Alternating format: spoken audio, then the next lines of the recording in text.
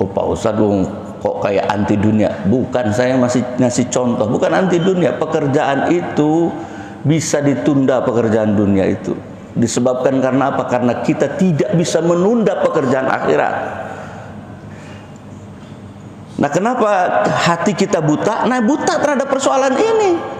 Maka Syekh Abdul Qadir Al-Jailani mengingatkan bahwa kolbu yang buta itu adalah karena kejahilan, kebodohan kita terhadap persoalan ini.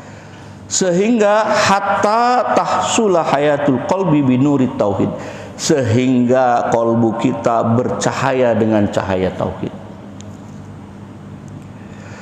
Maka baginda Nabi mengingatkan dalam salah satu hadis yang diriwayatkan oleh Tabrani, inna likulli syai'in siqalatan wa inna siqalatan qulubi dzikrullah. Apa kata beliau? Segala sesuatu itu ada pembersihnya, dan pembersih kolbu itu adalah zikir kepada Allah Subhanahu wa taala. Zikrullah. Ini ruh orang-orang kafir itu, gerbongnya itu sallallahu asyhadu anna Muhammadan alaihim a'andartahum am lam tundirhum la yu'minun.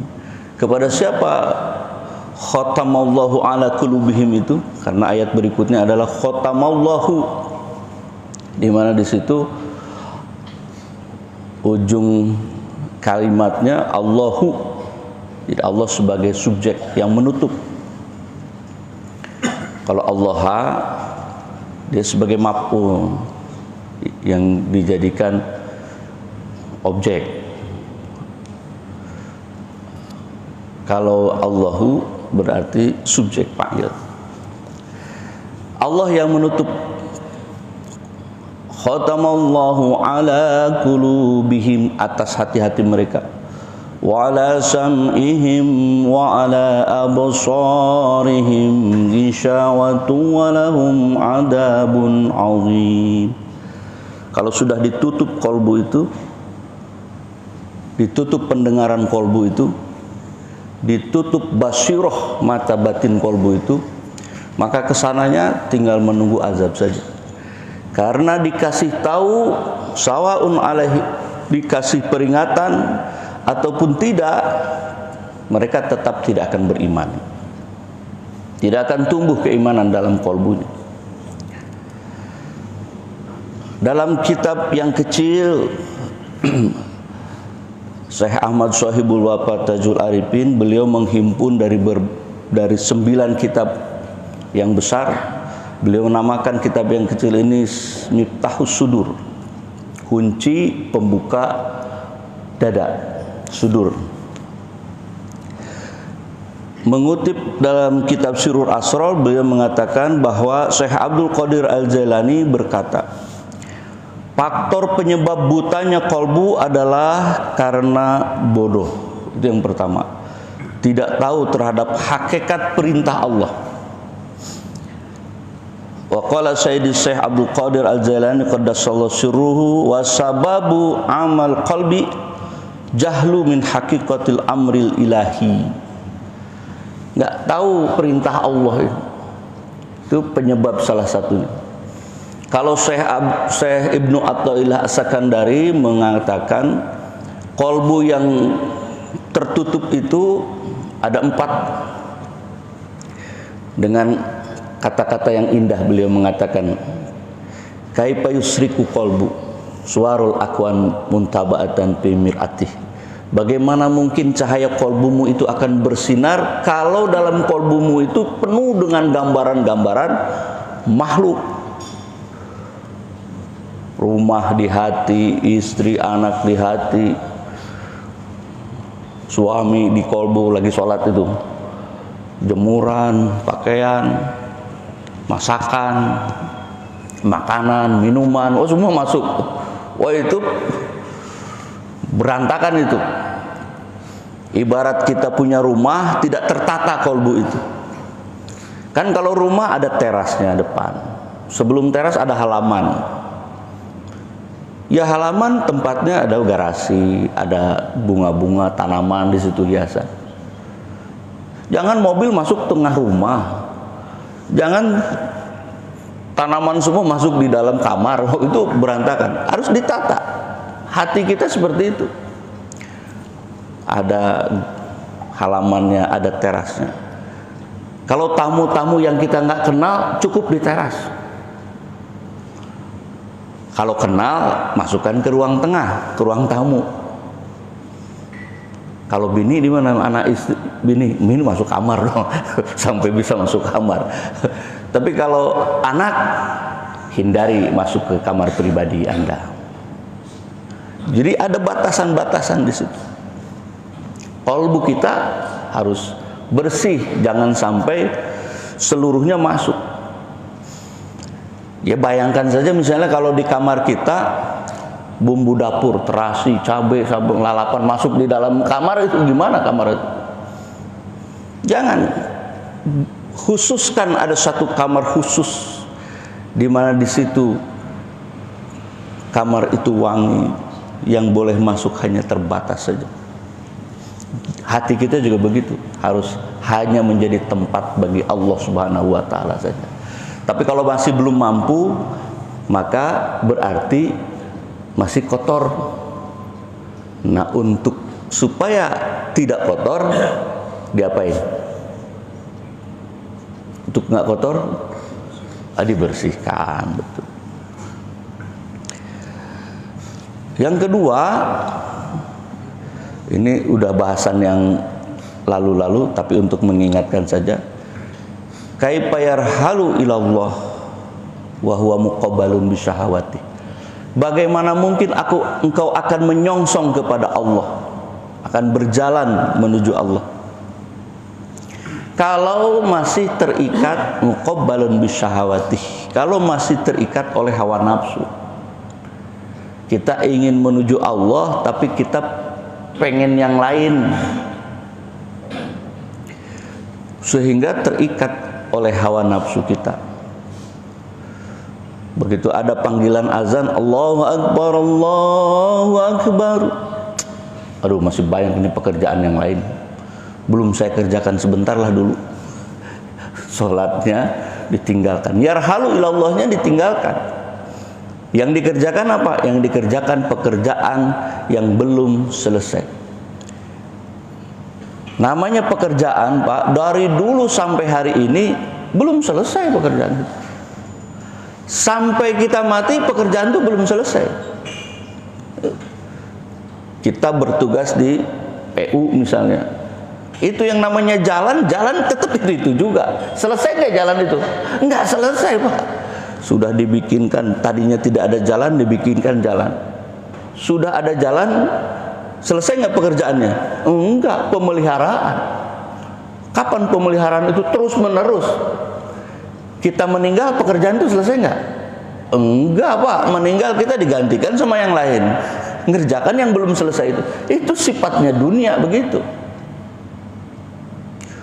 Oh, Pak Ustadz, kok kayak anti dunia? Bukan, saya masih ngasih contoh. Bukan anti dunia. Pekerjaan itu bisa ditunda, pekerjaan dunia itu. Disebabkan karena apa? Karena kita tidak bisa menunda pekerjaan akhirat. Nah, kenapa hati kita buta? Nah, buta terhadap persoalan ini. Maka Syekh Abdul Qadir Al-Jailani mengingatkan bahwa kolbu yang buta itu adalah karena kejahilan, kebodohan kita terhadap persoalan ini. Persoalan yang bisa kita tinggalkan, tidak kita tinggalkan. Persoalan yang tidak bisa kita tinggalkan, kita tinggalkan. Umur Bapak bisa ada yang nahan umur-umur kita ini? Tidak bisa. Setiap hari bertambah. Dekat apa menjauh pada kematian? Makin dekat, Pak. Tapi karena kebodohan kita menganggap bertambah usia bertambah ganteng, bertambah usia bertambah gebetan. Bertambah itu semua bertambah. Bertambah usia bertambah kenakalan. Wah, kacau itu. harus mulai dilepas kenakalan terhadap dunia itu.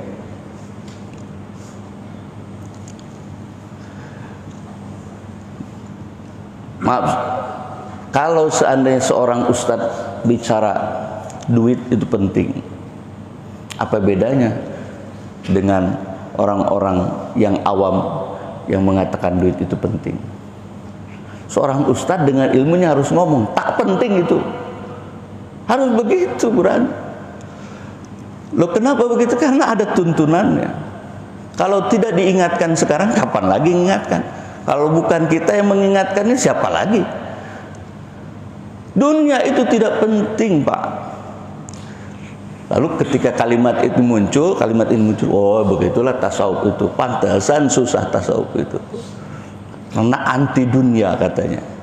Bukan kita mengingatkan bahwa dunia itu tidak penting. Walal akhiratu khairul laka minal ula, kata Allah. Akhirat itu lebih penting daripada dunia. Tapi engkau lebih menyukai dunia daripada akhirat. Maka petunjuk Allah datang mengingatkan, dunia itu akan engkau tinggalkan, akhirat itu akan engkau hadapi. Maka kata Syekh Abdul Qadir Al-Jailani, qalbu yang buta disebabkan karena ketidaktahuan pengetahuan, karena jahil, karena bodoh. Kalau Ibnu Athaillah As-Sakandari lebih halus beliau, karena kalau Syekh Abdul Qadir Al-Jailani ini tarekatnya ini adalah tarekat Qadiriyah, dan konsep beliau jahar. Jahar itu jelas, tegas. Berzikirnya pun la ilaha illallah, la ilaha illallah, tegas begitu.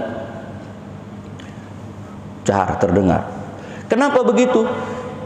Ini mengingatkan bagi kita yang masih pemula. Pemula ini lupa, Pak. Bukan persoalan dia harus pemula itu kemudian dianggap sebagai, aduh ini meremehkan, betul. Tidak, bukan meremehkan. Tahapan makomat kita di awal adalah dari lupa menjadi ingat. Ibarat nyebrang jalan, anak kecil nyebrang jalan. Dia nggak lihat kiri kanan, dia langsung saja terabas. Kira-kira kita sebagai orang yang mengetahui itu berbahaya, teriak nggak? Nah, hati-hati, tengok kiri kanan. Kira-kira minimal begitu. Diteriakin, Pak, supaya apa? Supaya waspada. Maka kolbu kita yang tertidur pulas itu, tertidur pulas kita, disebabkan karena tadi kolbunya penuh dengan gambaran makhluk. Bukan hanya gambaran makhluk, kolbunya diikat oleh hawa nafsu. Nafsu tidur, nafsu makan, nafsu minum, nafsu seksual, semua masuk ke dalam kolbu itu, mengikat kita. Untuk membukanya perlu zikir yang jahar. Ada nggak landasan hukumnya? Dalam Al-Quran kalau kita baca banyak. Dalam Al-Baqarah dikatakan, summa qasat qulubukum mim ba'di dzalika fahiya kal hijarah. Lalu kemudian hati engkau itu menjadi keras. Fahiya kal hijarah, bahkan kerasnya itu seperti batu. Au asyaddu qaswa, lebih keras lagi dari batu. Wa inna minal hijarati lama yatafajjaru minhul anhar. Wa inna minha lamma yashaqqaqu fa yakhruju minhul ma. Wa inna minha lamma yakhbitu min khasyatillah. Wa mallahu bighafilin amma ta'malun. Kerasnya batu saja itu bisa pecah, Pak. Sekeras-kerasnya batu bisa mengalir air di antara celah-celah batu itu. Bahkan yang namanya batu itu bisa meluncur, runtuh disebabkan karena min khosyatillah, takut dia kepada Allah Subhanahu wa taala. Tapi keras membatunya manusia ini, boro-boro ingat, boro-boro keluar kebijaksanaan, kolbunya keras, bahkan Allah pun ditentang. Allah kemudian mengingatkan, wa mallahu bighafilin amma ta'malun. Allah tak akan pernah lalai terhadap apa saja yang engkau kerjakan. Allah memperhatikan kita semua, bahkan kolbu kita yang diperhatikan oleh Allah Subhanahu wa taala. Ini urusan kolbu ini yang diperhatikan Allah. Dalam salah satu hadis bahkan baginda Nabi mengatakan, innallaha la yanduru ila suwarikum. Allah tak melihat jasadmu, tidak melihat pakaianmu. Wala ila ajsamikum, bahkan tak melihat wujudmu, mau cantik, mau ganteng, mau jelek, nggak dilihat oleh Allah. Walakin yanduru ila qulubikum, tapi Allah melihat qulubikum, apa yang ada dalam kolbumu. Jadi udah masuk ke urusan kolbu ini, mesti kita hati-hati dalam sholat. Maaf, tak dilihat sebenarnya oleh yang Maha Kuasa itu sholatnya, karena dalam ayat yang lain dikatakan fawailul lil musallin, celaka orang yang sholat itu, alladzina hum an sholatihim sahun, yang sholatnya sahun. Allahu akbar, wajjahtu wajhiya lilladzi fataras samawati wal ardh. Bicaranya wajahku menghadap kepada engkau ya Allah, tapi prakteknya ngadepnya ke tempat yang lain. Sampai ke urusan bumbu masak saja masih masuk dalam sholat itu. Sampai ke urusan kantor saja masuk ke dalam sholat itu. Bagaimana wajah kita nggak bopeng itu dilihat oleh yang Maha Kuasa ini. Aduh, ini manusia.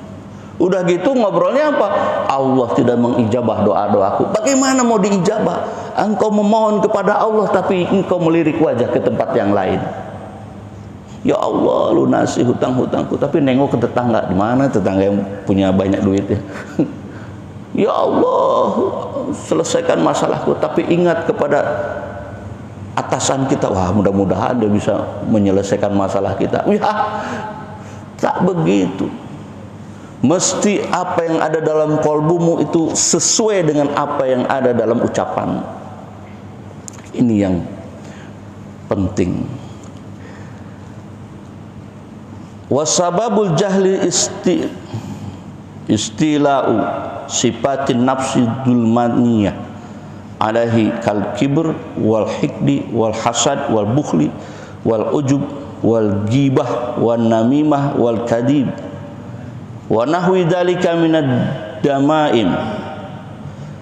Jadi kata beliau, kebodohan yang lain itu bisa saja disebabkan oleh kolbu kita yang jahil itu, bisa saja disebabkan oleh dominasinya sifat-sifat zulmaniyah, sifat-sifat kegelapan. Apa itu? Sombong, iri, hasad, pelit, ujub, gibah, adu domba, namimah, bohong, dan sifat tercela lain. Jadi bukan hanya segala urusan masuk ke dalam hati kita. Rupanya hati kita punya penyakit yang lain, penyakit dalam. Penyakit apa? Penyakit dalam. Kolbu kita rupanya dipenuhi oleh hasad, iri, dengki, ujub, sombong, takabur, riya, semua isinya. Sudahlah berantakan penyakitan. Berantakan penyakitan. Dan itu menjadi penyebab dari hati yang gelap. Lalu kemudian beliau mengingatkan wasababu tanazzulihi ila asfalis safilin li hadis sifat. Dan sifat tercela inilah yang menyebabkan turunnya manusia ke derajat yang paling asfalas safilin, paling rendah. Dalam surah At-Tin, sebagaimana pernah kita bahas, surah ke-95, laqad khalaqnal insana fi ahsani taqwim. Sungguh Allah telah menciptakan manusia itu dalam bentuk yang sebaik-baiknya ciptaan. summa radadnahu asfala safilin, lalu kemudian diturunkan dia ke derajat yang paling rendah. Asfala safilin, derajat yang paling rendah ini dihuni oleh siapa? Dihuni oleh kolbu yang kotor dan dihuni oleh kolbu yang berpenyakit. Ini menurut Syekh Abdul Qadir Az-Zailani dalam Sirrul Asrar yang dikutip kembali oleh Ahmad Shahibul Wafat Tajul Arifin atau dikenal dengan Abah Anom dalam kitab Miftahus Sudur. Bapak Ibu yang dirahmati Allah, bagaimana caranya agar kolbu kita menjadi bersih? Kalau sudah berpenyakit, kalau sudah berantakan kolbu kita, sudah timbul penyakitnya, maka harus ada solusinya. Solusi untuk membersihkan kolbu itu, beliau katakan, wa ijalatu hadhihi sifat damaimi bitasqil mir'ati qalbi. Solusi untuk menghilangkan sifat-sifat tercela ini adalah dengan membersihkan cermin kolbu.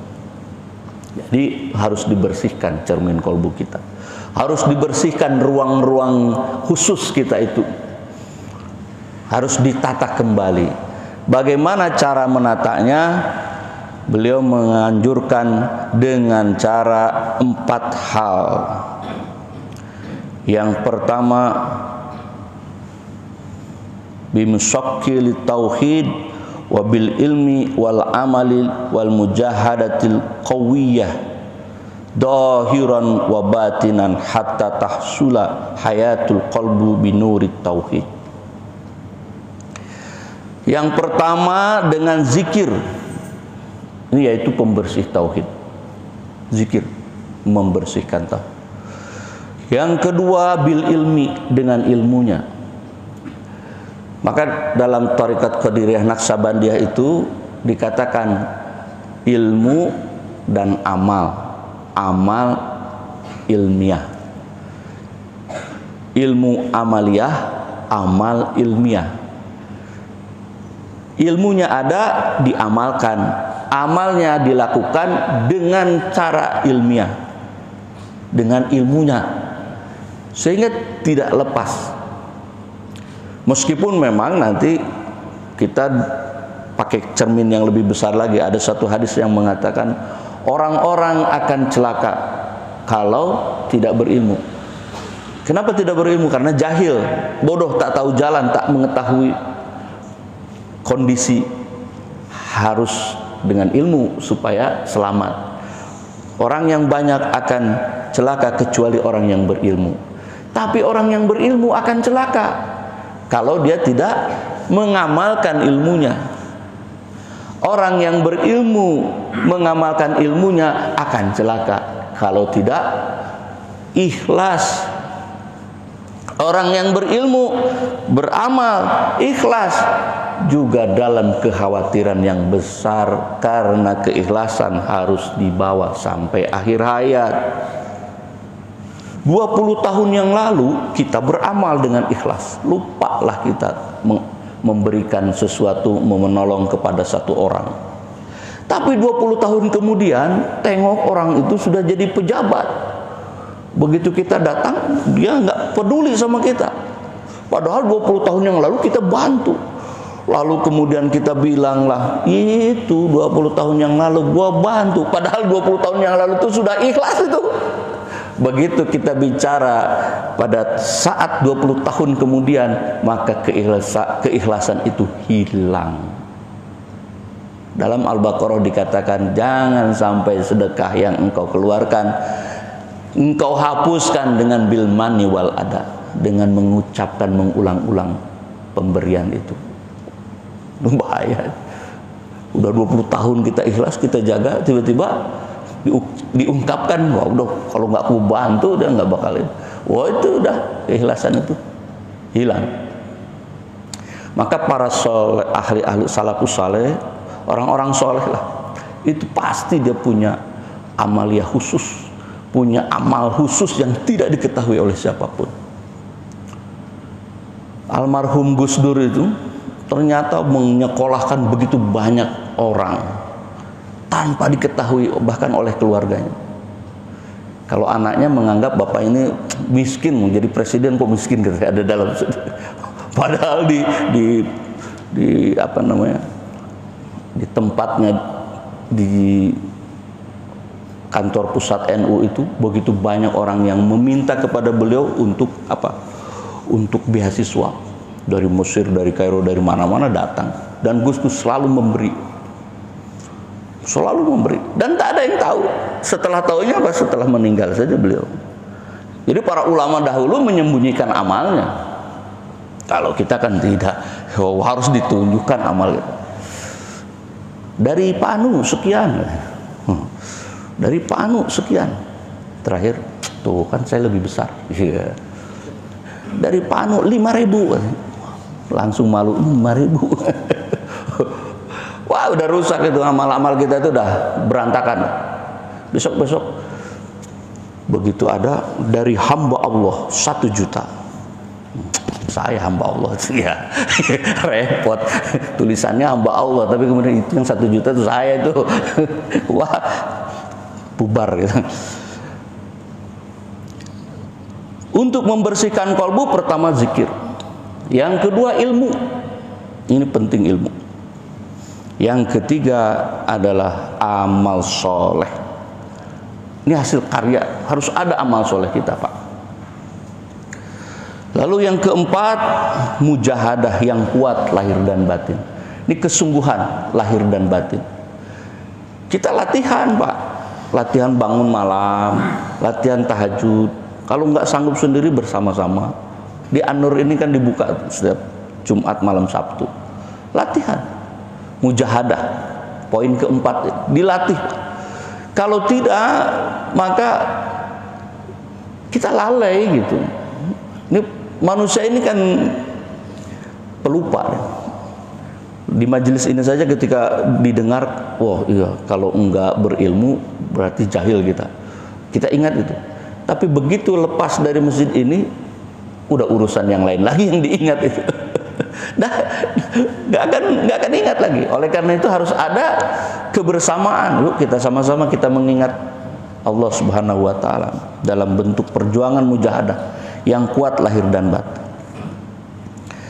Sehingga hatta tahsula hayatul qalbi binuri tauhid. Sehingga kolbu kita bercahaya dengan cahaya tauhid. Maka baginda Nabi mengingatkan dalam salah satu hadis yang diriwayatkan oleh Tabrani, inna likulli syai'in shiqalatan wa inna shiqalatan qulubi dzikrullah. Apa kata beliau? Segala sesuatu itu ada pembersihnya, dan pembersih kolbu itu adalah zikir kepada Allah Subhanahu wa taala. Zikrullah. Bapak Ibu yang dirahmati Allah. Karena begini,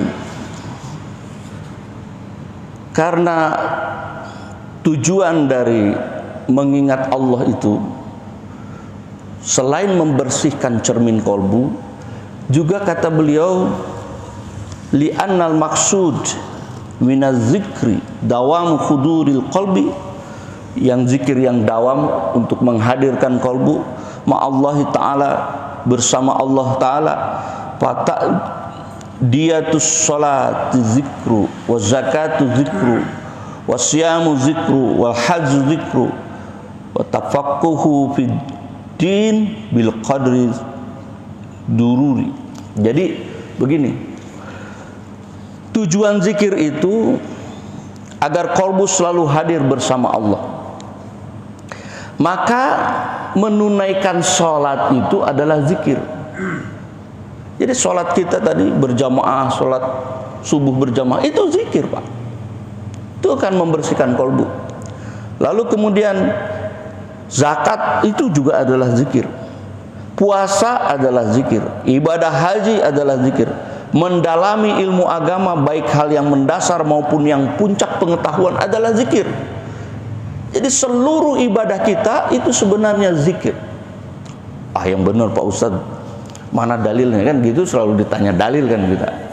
Baik, dalam soal syahadat misalnya, asyhadu an la ilaha illallah wa asyhadu anna muhammadar rasulullah.